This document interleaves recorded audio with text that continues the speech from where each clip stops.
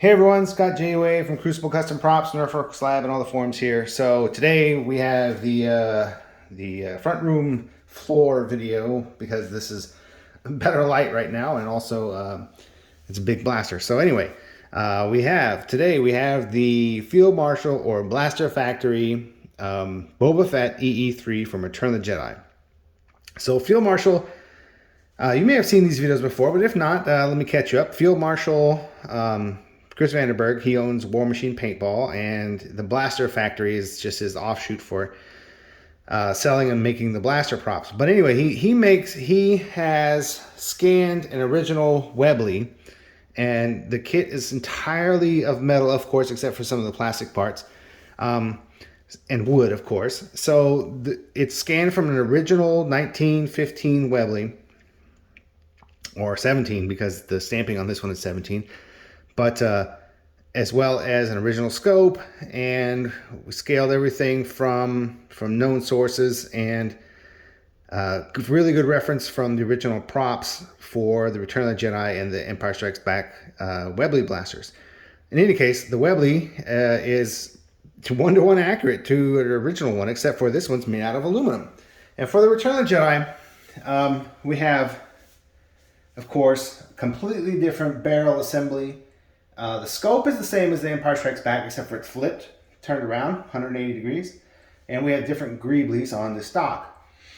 So the Return of the Jedi one is actually cast, at least all of them that I've seen, are cast from the Webley original, the Boba Fett one.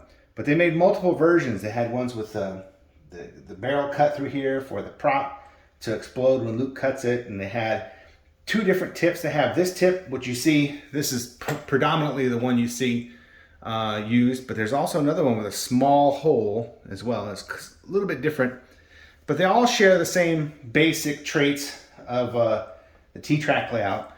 In fact, they all have this T-track layout where there's a section, an L-shaped section missing here, which is really bizarre, and I don't know why. Doesn't look like there was ever anything glued to any of them. Maybe they just did it for style and kept doing it. But it makes the T-track part the most challenging part of the whole thing.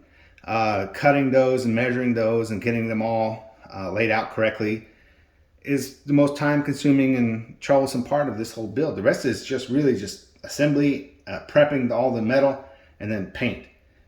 Lots of paint, because the original prop was painted gray, this base like chalkboard kind of gray, and then has hand washes of rust and black and light gray sprinkled here and out. And in fact, what I'm seeing with my eyes is nowhere near as bright and punchy as what the camera is showing. And I can't adjust it any more darker than what it is. But in any case, let me take off the lock here. Let's see if I can show you guys up close here. Here's some of the details. So this part is unknown. Nobody knows what this one is yet. This is from the V8 kit. The greebly here. This is from the F4 Phantom kit. Flip it. So pretty straightforward.